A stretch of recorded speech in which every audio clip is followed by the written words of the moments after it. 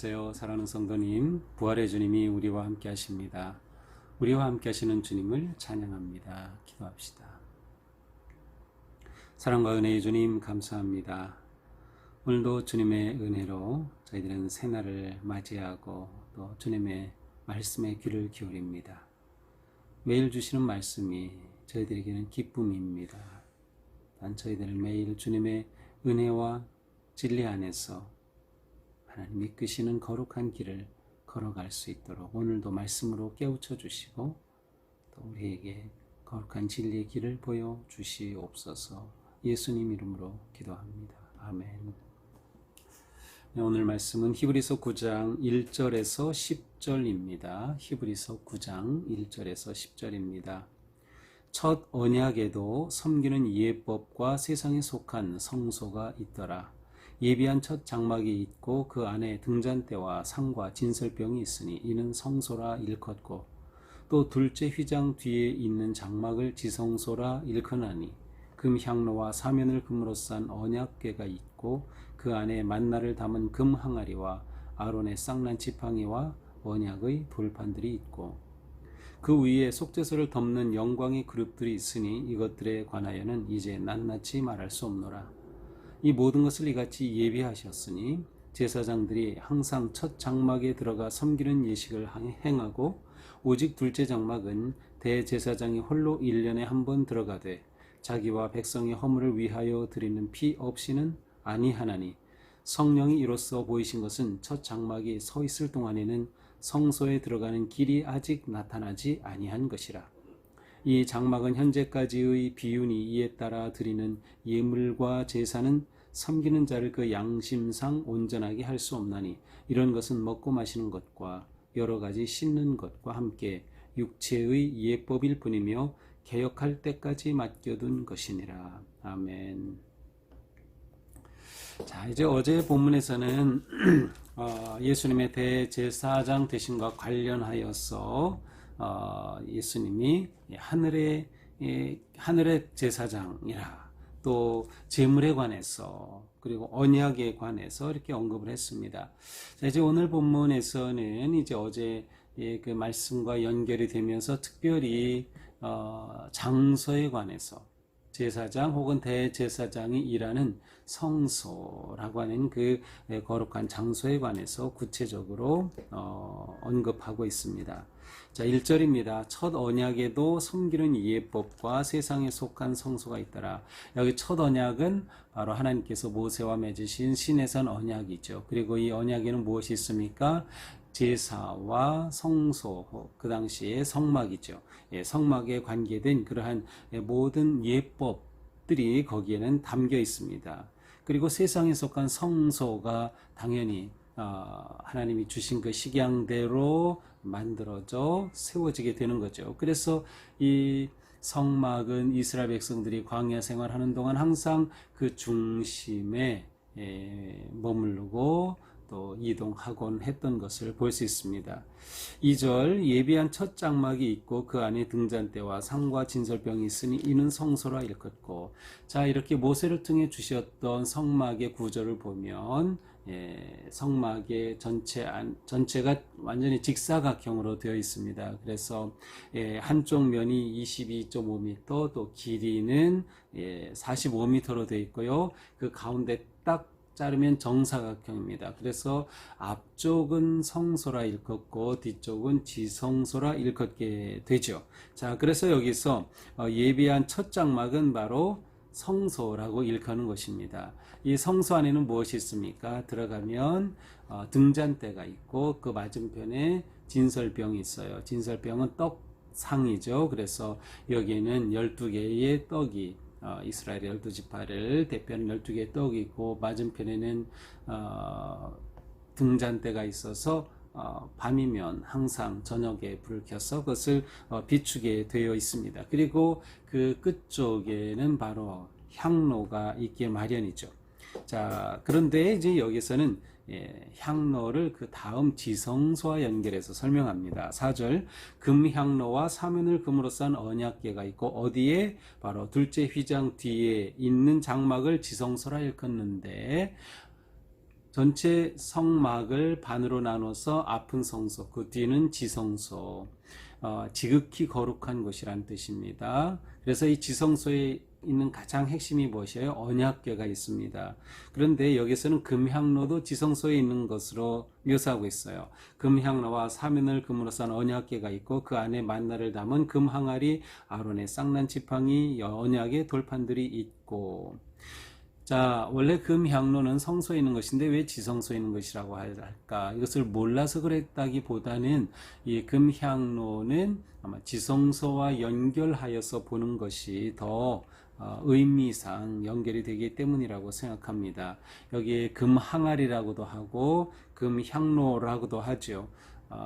보통 이것은 그 이스라엘 백성들이 하나님께 올려드리는 기도를 상징하기도 합니다. 자, 5절 그 위에 속죄소를 덮는 영광의 그룹들이 있으니, 자, 지성소 안에는 언약궤가 있죠. 그런데 그 언약궤를 덮는 것이 바로 이 금으로 된 그룹이라고 하는 것입니다. 그래서 이 언약궤 위를 덮는 덮개고요. 이 덮개 양쪽 끝에는 마치 어떤 그 날개 모양을 한 그룹이 이렇게 그 언약궤 아래를 내려다보는 듯한 그러한 형상으로 만들어져서 그렇게 언약궤를 덮고 있습니다. 이곳은 워낙 거룩한 곳이기 때문에 아무나 들어갈 수도 없고 오직 대제사장만이 1년에 한 번 들어갈 수 있는 곳이죠. 바로 지성소입니다. 6절 이 모든 것을 이같이 예비하였으니, 자, 이처럼 모세의 첫번 언약의 규례를 따라서 성막이 이처럼 준비되었습니다.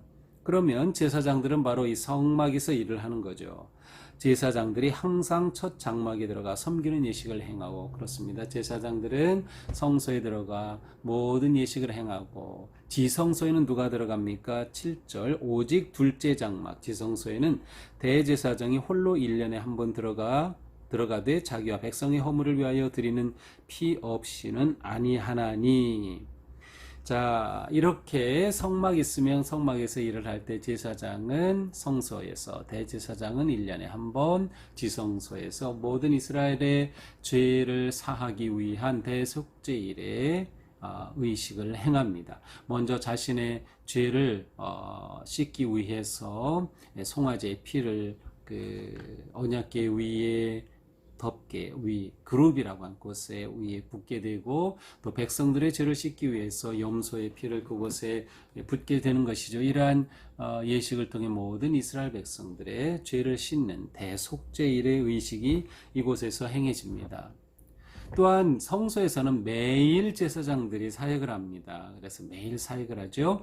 바깥에 있는 번제, 아침 저녁으로 번제를 드리게 되고, 그 옆에는 물두멍이 있어서 제물을 드리는 모든 것과 제사장이 씻도록 되어 있고, 성소 안으로 들어가게 되면 바로 진설병에 있는 떡은 매 안식일마다 떡을 새로 바꾸게 되어 있어요.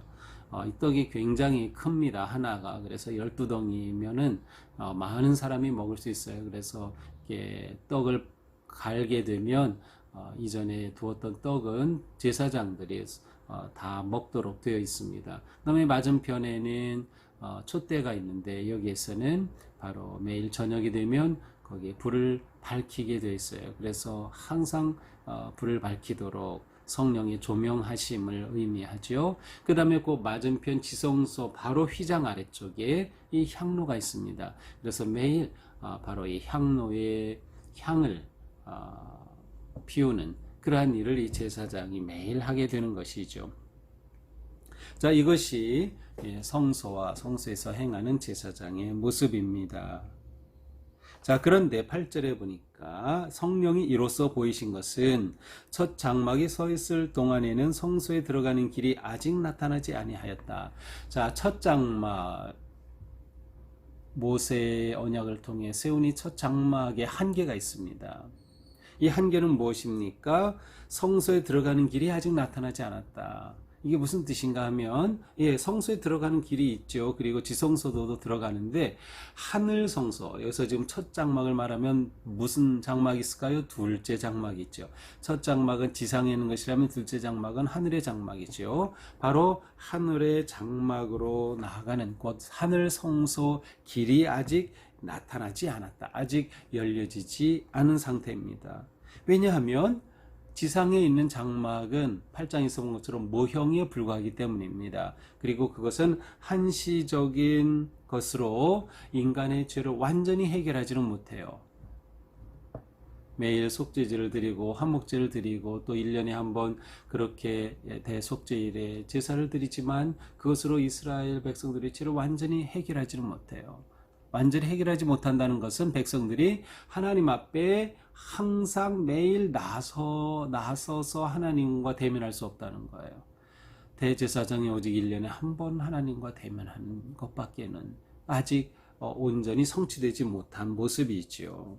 바로 그것을 말하는 거죠. 그래서 이러한 장막은 단지 비유, 곧 모형에 불과합니다. 이에 따라 드리는 예물과 제사는 섬기는 자를 항상 그 양심상 온전하게 할 수 없다. 인간의 본래적 내면에 가지고 있는 그 죄의 문제를 온전히 해결하지는 못하는 거죠. 지은 죄를 와서 사함받고 돌아가면 또 죄를 짓고 사함받고 아직 하늘 가는 길이 완전히 열려지지 않은 상태. 그러므로 예수님이야말로 바로 하늘 가는 길을 여신 그러한 두 번째 언약, 또 두 번째 하늘의 성소의 대제사장이시다. 이런 것을 이제 말씀하는 겁니다. 마지막 10절입니다. 이런 것은 먹고 마시는 것과 여러 가지 씻는 것과 함께 육체의 예법일 뿐이며 개혁할 때까지 맡겨둔 것이라. 지상에 있는 성소는 단지 모형이고 육체의 어떤 예법으로 주어진 것이지 완전한 성취는 아니다라고 하는 거죠. 결국 여기서 말씀하려는 건 무엇이에요? 어제 본문과 연결시켜서 오직 예수님만이 온전한 대제사장 되시고 따라서 그분만이 우리를 하늘의 성소길로 이끌어갈 수 있고 우리 죄를 위해 자신이 제물을 드려 온전한 제사장으로 우리를 위한 생명의 길을 열어주셨다라고 하는 것을 말씀하고 있습니다. 자, 이렇게 오늘 말씀을 쭉 보면서 좀 짧은 말씀이죠. 오늘 본문은 일단 성소라고 하는 개념을 우리가 다시 보게 됩니다. 우리가 레위기에서도 봤고요, 출애굽기에서도 봤고요, 민수기에서도 우리가 보게 되는데 바로 성소에 관해서 우리가 많이 봤죠. 성막, 제가 그림까지 이렇게 사진으로 보여드리기도 하면서 이렇게 우리가 보았던 것이 있는데 바로 그때를 생각하면 오늘 말씀이 그냥 쉽게 이해가 될 수 있을 것 같습니다. 바로 이 성막 자체는 하나님의 거룩하신 임재하심의 상징이죠. 그리고 이스라엘 백성들은 이 성막을 통해서 하나님이 그들과 함께 계시다고 하는 것을 늘 기억할 수 있었어요. 그리고 성막은 항상 이스라엘 모든 지파정 가운데에 있으면서 불기둥과 구름 기둥을 따라 이동하였던 것이죠. 또 이것을 통해 하나님이 언약을 잊지 않고 계시다라고 하는 것을 백성들은 확신할 수 있었어요. 성막을 보면서 그곳에 임재하시는 하나님의 영광을 보면서 말이죠. 그리고 언약궤는 하나님께서 그들을 받아주신다고 하는 하나님과의 관계가 열려지고 이어지는 유일한 길이라고 하는 그들의 소망이 되었던 것이죠. 자, 바로 이러한 것을 배경으로 해서 오직 예수님이 이 모든 언약을 성취하신 진정한 대제사장 되심을 보여주고 있습니다. 자, 그러므로 우리는 언제나 하늘 성소로 나아가는 길을 예수 그리스도께서 열어주심을 기억하면서 온전히 예수님의 구원 사역 우리가 감사하고 그 사역의 은혜를 마땅히 누려야만 하는 것입니다. 예수님은 십자가의 대속의 제물 되심을 통해서 우리가 하나님께 나아갈 하늘 성소로 나아갈 길을 열어 주셨습니다. 그렇다면 우리는 그 길로 나아가는 삶을 살고 있습니까? 예수 그리스도를 통하여 열어주신 그 생명의 길을 걷고 있느냐 말이죠.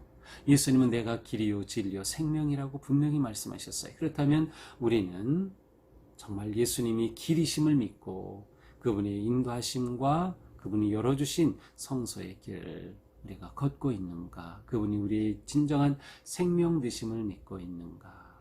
우리의 믿음을 다시 한번 확인해 보아야 할 것입니다. 우리는 예수 그리스도로 인하여서 날마다 하나님께 나아갈 수 있게 되었습니다. 구약시대에는 대제사장 1년에 한 번 하나님 앞에 나아가는 것으로 제한되었지만 이제는 우리가 누구나 다 하나님께로 나아갈 수 있는 놀라운 은혜를 입게 된 거예요. 그러니 우리는 하나님께 나아가는 이 거룩한 삶을 멈출 수 없다. 우리가 하나님께 나아가기 위해서는 정결한 양심을 가져야 된다. 예수 그리스도의 십자가가 우리에게 이러한 일을 가능하게 해주신다. 그러므로 우리는 매일매일 이렇게 말씀을 묵상할 때마다, 기도할 때마다 우리의 마음이 주님의 은혜를 의지하고 예수 그리스도의 십자가의 대속의 은혜를 의지하며 우리의 삶을 하나님 앞에 거룩하고 순결하게, 그리고 하나님께로 매일 나아가는 그러한 온전한 믿음의 삶을 살아야 할 것입니다. 이 십자가의 은혜가 있기에 우리는 하나님께 나아갈 수 있고, 우리가 하나님께 나아가는 것의 가장 중요한 핵심은 바로 예배죠. 그렇습니다. 오늘도 우리는 예배자의 삶을 아름답게 살아가게 될 것입니다. 주님께서 우리를 위해 그 길을 열어주셨기 때문이죠. 오늘 하루 우리의 삶이 많은 문제와 시련과 고통과 아픔 가운데 있다 할지라도 예수 그리스도를 통해 열어주신 하늘 성소 길을 내가 걷는다. 하늘 가는 길을 내가 걷는다. 라고 하는 믿음과 확신으로 거룩한 순례의 길을 잘 걷는 복된 하루가 되기를 축복합니다. 기도합시다.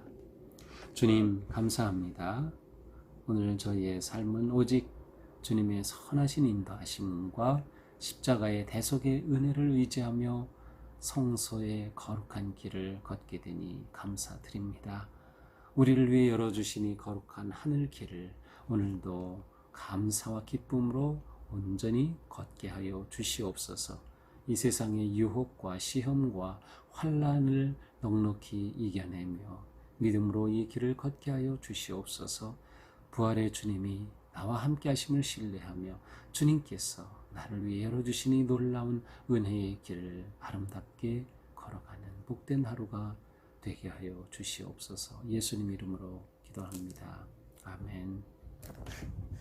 네, 오늘도 주님의 은혜 안에서 우리의 삶이 거룩하고 또 행복하기를 축복합니다. 사랑합니다.